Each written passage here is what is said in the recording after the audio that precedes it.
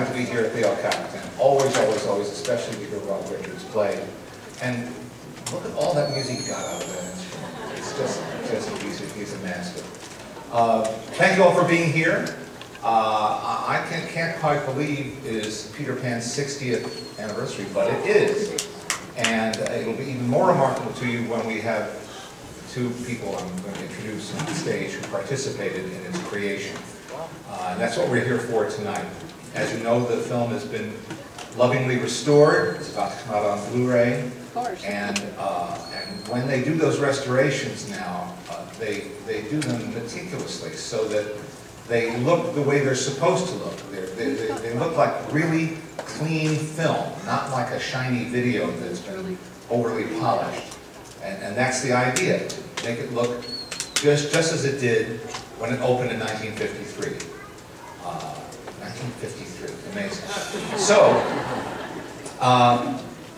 without further ado, I was going to talk some more, but I realized that's not what this is about. You're going to meet three really interesting people now. And I know some of you have encountered them and listened to them and gotten a chance to meet them before. It never grows old for me. These are very special folks. First, I want to welcome the son of legendary Disney animator Frank Thomas, Mr. Ted Thomas. In addition to his excellent bloodlines, Ted's also a fine documentarian in his own right. We'll see a sample of his work in just a little while. And now I want you to welcome the woman who was the physical model for Tinkerbell, the one that the animators consulted and referred to bring that incredible character to life. Her name is Margaret Carey.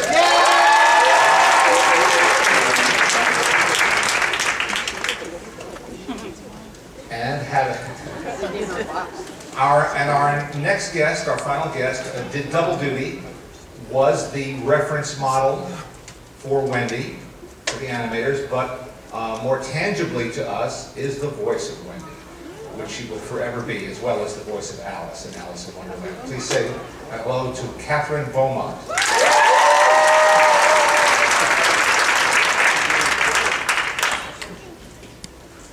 Now, Peter Pan is the one who was never supposed to grow up.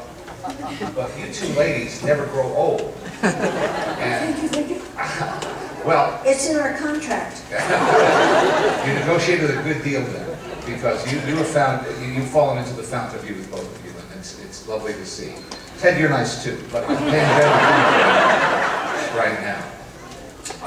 Well, let's start with you, Kathy, because this was your second film for Walt Disney. And I know you've told the story many times, but can you recall for us and try to give us a sense of what it was like the very first time you met Walt Disney? Oh, okay. That was when I was going to be Alice in Alice in Wonderland, and they wanted me to meet Walt for the first time in his office and sign the contracts and just get to know each other. And I was very, very nervous. Oh God, I was nervous because I knew who he was, I knew his talent, and I loved the films that he had made. I'd seen them several times over. And it just was this experience. I just couldn't believe this was happening to me. So I went to the door, knocked on it, and there he was, standing there himself. Come on in, Kathy. Come and sit down, and let's talk a little bit about the book. And you have read the book, right? Oh, of course, I've read the book so many times. And what he did was to go through the pages and look through the story to give me an idea of how they were going to blend the two books. And at that point, I just relaxed, and I felt so comfortable with him. And that's sort of how the relationship was from there on. He was very accessible, and you could see him walk down the hall, be in the elevator, go down to the cafeteria, walk in line with everybody and get his tray, all those things, so that he was really part of the team. He wasn't the leader. So it was a lovely, lovely experience, and that was a wonderful beginning for me. Of course. And always, the animators in particular, always recall what a great sort of actor, storyteller he was. Yes. Did you get that impression as well? Oh, yes, yes. He would come to the storyboard conferences. Mostly, my experience was he watched and maybe sometimes threw out a suggestion, or he would say, well, we could do this, but what do you think? Do you think we should do this or that? And those storyboard conferences, I just felt so blessed that I had that experience, because it gave me a better idea of what was going on in the sequence that was coming. So it was just very, very helpful, and I was amazed to see how talented the artists all were, because someone would go through the storyboard, and then it was sort of discussing, oh, what if we put this little sight gag here, or what if we did something, and then they would get the small 4x6 piece of paper draw, and I was watching this drawing taking less than 2 minutes to put together, and put it up on the board. Well, what do you think? Do you think that might work? And so then they would hash it out, and what I was amazed at, early age and all of that, but I was thinking, this is the creative part. This is how they're putting this story together, and I was just amazed. It just blew me away. Now, talk about putting it together, Margaret. You were being asked to act out the role of Tinkerbell for the animators. And could you have done that if you didn't have dance training? Was that an essential part of it? No, she definitely called for a dancer. Mm-hmm. Her movement, you know, when I'm walking around the leaf and I'm saying to Peter, it's me, you know, as I'm going, you watch, that's a ballet dancer's walk. It's heels first as I go around. You know, we went through the whole thing with a long time with Marilyn Monroe, when the rumor was that Marilyn was the reference model, and certainly she was beautiful and curvy enough to be. And it took Dave Smith over at the archives to then set it straight. But she was certainly capable of doing the acting, but she was not a dancer. Therefore, I could say, nope, that was in my book, by the way. I'm going to make a plug. It will be out in May. There's a story of working with Marilyn Monroe that day, and she was just absolutely lovely. And it wouldn't have hurt me any if she had been chosen, but I don't think she even interviewed for it. Because when Tinkerbell first appeared, there was a lot of publicity, which I guess they weren't unhappy to have, because it made good copy. That Marilyn Monroe, that Tinkerbell was modeled after Marilyn Monroe, even if not literally modeled the way you actually acted out. That you had her as their inspiration, which wasn't likely, because Peter Pan had been in the works for several years. They'd had to design the character before Marilyn Monroe was Marilyn Monroe, before people knew who she was. That doesn't make any difference with them. No. I went over. It was a good story. We did the press conference when we went over to London together, and there were 60 people from around the world that were interviewing us, and they had everyone who was going to interview me promise that they would ask me 20 questions first before they asked about Marilyn Monroe. That's how powerful she is. Well, as I say, people love a good story whether it's true or not. Exactly. So that's a good And good example. old Dave Smith, he just set the whole thing straight. Yes, good for him, good for us, lucky for us too. Yes, absolutely. Now Ted, your dad, by this time, and he was one of the legendary 9 old men, which most people here know, that was the nickname that Walt bestowed upon his stalwart animators, the people he leaned on the most, or relied on, to make these great feature films. And he'd been there since the mid-30s with his best friend, Ollie Johnston. And so they'd already been through the breakthrough of Snow White and the Seven Dwarfs, and the challenges of Fantasia, and all of these things. And then the war came, World War II came, and interrupted the flow of these films. And it took time to get back up to speed. What were the exact circumstances of Peter Pan as you recall your father talking about it, and how he came to be assigned Captain Hook? Well, prior to the war, Frank had been cast on main characters, basically good guys, you know, dwarfs and Pinocchio and Bambi. And after the war, Walt wanted to try his hand on villains. So in Cinderella, he did the stepmother, and he did Queen of Hearts and Alice, and on Peter Pan, and he was cast on Captain Hook. But the problem was trying to figure out what kind of a villain was he going to be? Was he going to be a real dark-hearted villain, or was he going to be sort of a refined, gentlemanly villain? And how did he arrive at a conclusion? Well, the hard way. He didn't get a lot of help from the director or the lead story man on that. And, he had been playing music with the Firehouse Five all of that time. And let's come to a little sidebar here. How many people remember the Firehouse 5 plus 2? Some folks do. That's why I wanted to interrupt and give a little background, because at this time, it happened originally as a lunchtime band, right? It was for fun. There were a half dozen or so musicians, animators and artists at the studio who just sort of let off steam during lunch hour, would play impromptu jazz. And they happened to like Dixieland jazz. And then at some point, in the late 40s, I guess, they started playing professionally. First they used to play for company picnics, and then somebody said, you guys should really record. And then they got booked into a swanky Hollywood nightclub called the Macombo, the Sunset Strip. So Ward Kimball on trombone, your dad on piano, Barbara Goff on banjo, and all these talented guys who spent every day making drawings and for Disney films. At night they were playing at this chic nightclub. And I once asked your dad, well, how did you get up in the morning and go to work? And well, the answer was it was hard. Because they were up, they were playing their little hearts out there too. That was not easy music to play, and though they were enthusiastic about it. But at the same time, they were animating every single day. Yeah, they'd play until 2, no freeways. Frank would drive back to logging out of Flintridge. I figure he probably got home around 4 and got up at 6. Anyway, he eventually got pneumonia. And well, that's how they did it. He got pneumonia. Okay.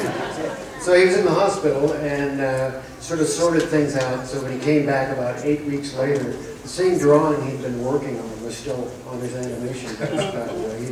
He was really grateful to Walt that he didn't give the scene to anybody else. But anyway, after that, he sort of figured that Captain Hook should at turns be very menacing, but then he has a very elevated self-image of himself. So he puts on the hookins a certain way and fixes the ruffles of his shirt, and then he'll shoot a pirate out of the rigging. And it's this wonderful back and forth that I think makes the character so rich. And he had that great voice track by Hans Conried, the wonderful actor Hans Conried to work with. Kathy, let's talk about recording and what was involved in recording. Now, you didn't get to work with the other actors, did you? It was in those days, that was what was so wonderful. That you did? We did, yes. Oh, how great. Yes. So, if it was the family scene, then we were all there. And we would read our lines, but we were in slightly different spots because the mic would only accommodate 2 people. So there were 2 people on one end and then 2 people in another little corner and so on. But we were together. So obviously every time we did part of the scene, it would play a little differently because one actor might respond differently. And as a result, you end up responding in like time. So it was more dynamic, and I found that fun and exciting. And because I was so new at the game, it was wonderful because just watching how they performed, and they were so helpful. And being able to go over it several times and try different things together, different interpretations together, that was what was really working so well. Well, it sure came out right. That's great. Because And Hans Connery. And Hans Oh, Connery, my tell us goodness. about it. Oh, I Such a was so fan. in awe working with him because I used to listen to the radio. In those days, it was just radio, it wasn't television and all of that. And there were all these stories. And so I began to notice and listen at the credits at the end of this name kept coming up, Hans Connery. Then I realized which voice it was. Then I was listening and waiting for his name to see if he was going to be in something else. I knew him so well, and when I found out he was going to be the father of the Captain book, I was just amazed. I was so excited to meet him, and he's such a nice man to work with. I really, really enjoyed the performances, you know, the work days that we had together, both for the audio part as well as for the live action part. That's neat. Yes. He was one of the busiest actors on radio. Oh, he was. He was working so much. Yes. Yes. Because in later years, they decided, perhaps with more sophisticated recording equipment, that they wanted to have the actors' voices on separate tracks. Right, which is what I think they do Yeah, now. which is what they generally do now, except on special occasions. So actors don't get to actually play against each other or with each other. Right. That must be much harder, I would think. Yes, use more imagination, or the line is coming to you with a particular interpretation, so you're more limited as to how you interpret that. Yeah. If I may, you're bringing up recording, and many people here may not know that I was also the reference model for the Red-Headed Mermaid. And you wound up doing that voice, right? I did the voice of the Red-Headed Mermaid, and June Foray was the dark-haired mermaid, and Connie Hilton was the blonde. And because I thought, this is great. You walk in at 2 o'clock in the afternoon, they hand you a script, you don't have to learn any lines, you read it. If they don't like the character, you do it all over again, and you're out of there by 4:30, no makeup, no hair done. I mean, this is a no-brainer, so I went into voiceover. And it was all because of the Red-Headed Mermaid. Smart move on your part, yeah. So, now Ted, you have a little video that you brought tonight. Tell us what it is. It's a shortened version of what we're going to see on the Blu-ray, right? That's right, yeah. It's called Growing Up with 9 Old Men. And I was a production baby during Peter Pan. And there's several other kids sort of in the same cohort who were kids of the 9 Old Men. In fact, I think Ken Lounsbury, John Lounsbury's son, is here tonight. And Dick Reitherman, Wooly Reitherman's son, and Bruce, they're in the audience tonight. And we thought it would be fun to make a little road trip and catch up with the children of the 9 Old Men and find out what their childhood with their fathers was like. So that's what the film is. And we managed to squeeze the 40-minute version down to a 5-minute version to show. Okay, so this will be kind of a teaser, Right. what we'll get to see in its entirety very soon. All right, direct your eyes to the screen. We'll watch this version of Children of the 9 Old Men.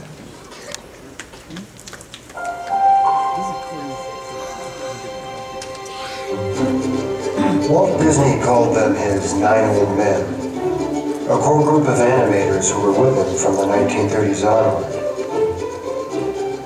The name began as a joke, a reference to what President Roosevelt called the Supreme Court of the day. But by the 1950s, Walt's 9 Old Men were involved in just about everything that made Disney, Disney.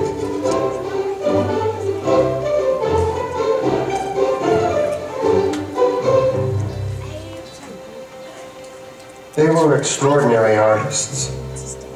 They were also husbands and fathers.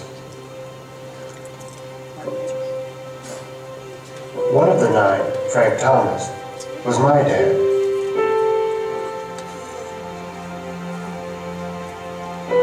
I'm Ted, his son.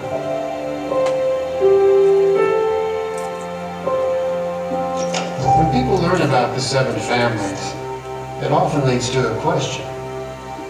What was it like growing up with our talented fathers? Well, there's no short answer to that for me. And even though I've known several of the other children most of my life, I'm not really sure how they would answer that. I'd have to ask them. So I did. The whole way this project kind of got started was the idea of, you know, I keep being asked again and again when I do interviews about how charmed my childhood must have been, you know, and wasn't it magical, you know. I'm laughing because during the 50s, Dad would have us come out with Mom, a couple times during the summer and have lunch with him. And then he'd take us around and show us what he was working on. Come in on the weekends and you walk up those big stairs in the animation building, big aluminum frame doors, and you look down the hall, shiny linoleum. Shiny linoleum. Long hallways filled with lots of pictures from all the films. And I remember packing a little lunch and going with him. And I would find a place under the movie Older with my little sketch pad. I remember going to the studio with Dad and sitting at a neighboring office with the board in front of me. I get the paper out and put it in, and I get the pencil, and I thought something was going to happen. Nothing happened. You know the rubber bands at the studio? You put a whole bunch of them together and put them between two doors. She had a slingshot down the hall. In those days, there were metal cars, no plastic cars. The goal was to try and get it to the end, whether it was on its wheels or not, and smack into the end of the door. So I go down and smacks, the door opens, and there's Walt Disney. He walks in, hello. Now, did you and your brother feel that your home life was special at all when you were growing up? No. As a matter of fact, I don't know how Pete felt really, but I was kind of envious of my girlfriends and my peer group because their fathers were firemen and policemen and engineers, you know, but mostly they were of the labor people, you know, and they would sell things or make neat things, you know. My dad was just an animator, you know, and it was like... I was one of those train parties. Yeah, another birthday party. We were probably a little more popular than we would have been just now. We both tell that. Yeah. You know, I mean, we would borrow the camera or the projector from your dad and show Disney movies. You know, so at our birthday party, you'd have the train and then a Disney movie, so, you know, that right there creates quite a bit of popularity. Yeah, that was a hot technique. Yeah. Yes. I thought it was pretty cool that I had friends whose dads worked for NASA, and they thought it was really cool that my dad worked for Walt Disney. Charmed is a pretty good word. I might use privileged in a quiet kind of way. I do. Yes, I had a charmed childhood. I wouldn't trade it for anything.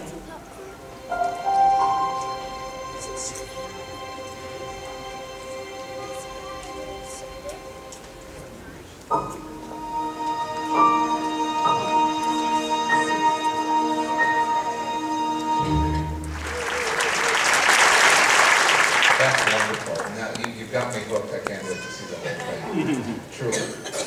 Great. And what, you know, seeing things from a child's point of view is so interesting because now you're adults. And so you have your own view of your own childhood, but you have your memories from your childhood too, to compare them and contrast. Did you find that your feelings were similar to most of the other children, or were there sharp divisions? Well, they sort of fall into two camps. You know, one is this feeling that you can't deny it. Our childhood was very special. It was very unusual. And yet, at the other end of the spectrum, it's like every other kid's childhood. And you don't really appreciate what it was you were living through until, as you say, you become an adult. You know, I think that what was fascinating was that even though some of us had never met before, there was an immediate connection of a shared experience that I think goes back to the kind of working relationship that our fathers shared with them. Kathy, one of the things that I've never talked to you about, I didn't realize until reading up on this a little bit, is I know that you were the live action reference model for Wendy. It never occurred to me that you had to fly that they had to get you hoisted up on a harness to see what it would look like to have children floating through the air. Tell us about that. Oh, yes. Well, and I'm sure that our audience is kind of familiar now with my fear of height. I go through this little story because I was, most kids would just think how wonderful to be hooked up and then be able to just enjoy floating back and forth and having a good time. And all I could think of was, that's a long way up and a long way down. I just don't think I'm going to handle this.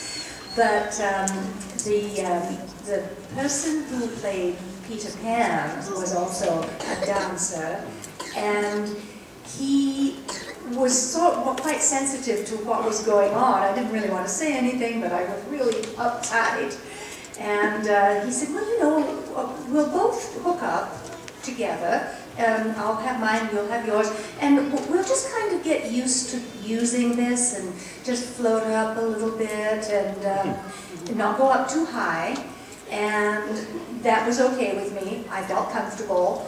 And then we just started playing around with swinging and doing things. And of course, what I didn't realize was that we were going a little bit higher and a little bit higher. Because Roland Dupre had told them, you know, just bring it up a little bit at a time and she'll be fine, which I was, because by the time I was up where I should be, where they were going to film, I thought, oh, this isn't so bad at all. I mean, I'm not that high up. So then I was okay. So that's how I got those scenes done. Paid off, Yes, it did. It's time for us to sort of say goodnight and let the rest of the show go on, but I want to ask each of you what the lasting legacy of Peter Pan is for you. Margaret, let's start with you.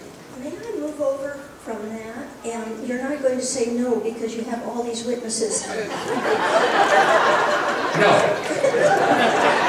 Just to show you what good. I do want to tell you to get the feel of what it was to work back then. Yes. And it's a lovely story. A friend of mine who is a very fine artist who did a lot of the background work with Ivan Earl, Ron Diaz told me this story.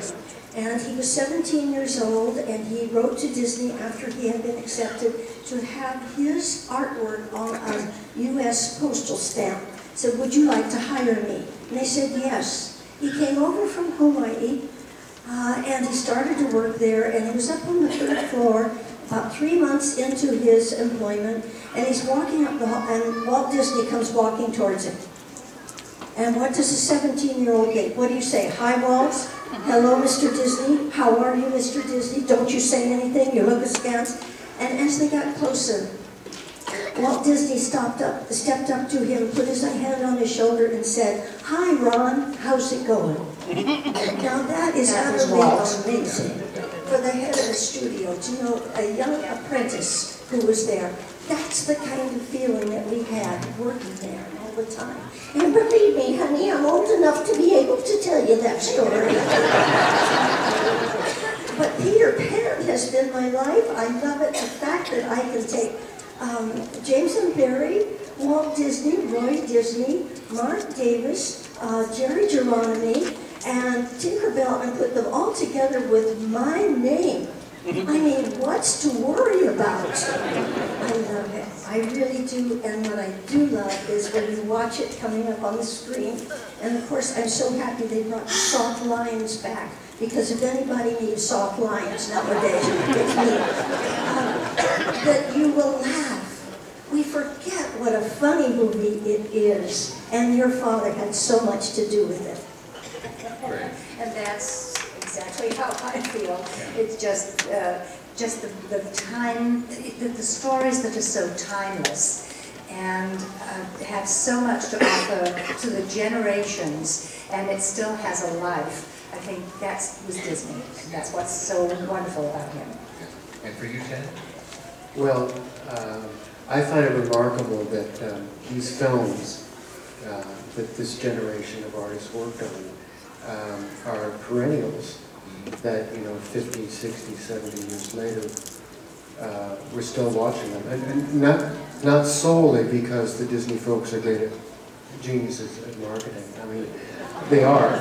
But I think that the films... You can't sell what people don't want to buy. Exactly.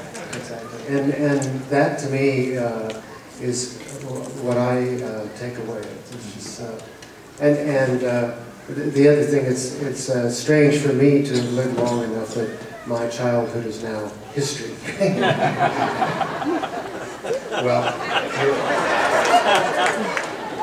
Well, that's the strange part for, I'll speak for, as an audience member, that's the sort of the strange and wonderful part for us, I think, is that you are all part of history. You're all part of Disney history, but you're so vital and contemporary and alive. It's not like you're ancient aliens. You're not at all. No, not the slightest. You're Kathy and Margaret and Ted. You're wonderful people. You're wonderful to come here and share these memories with us, and we thank you for it. Let's give them all.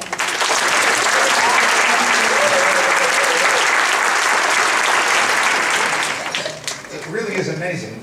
They worked on this film, Margaret and Kathy, 60 years ago. 60 years ago. Well, even more than 60, because it was in production for 7 years. Yeah. Just astonishing. Obviously, they've led good lives. They look wonderful, and they're so full of life themselves. It's a real privilege to be with them on that stage. So with that, I'm going to bid you good night. I'm going to join you in the audience, and we're in for a great time. And thank you, and enjoy the rest of the evening.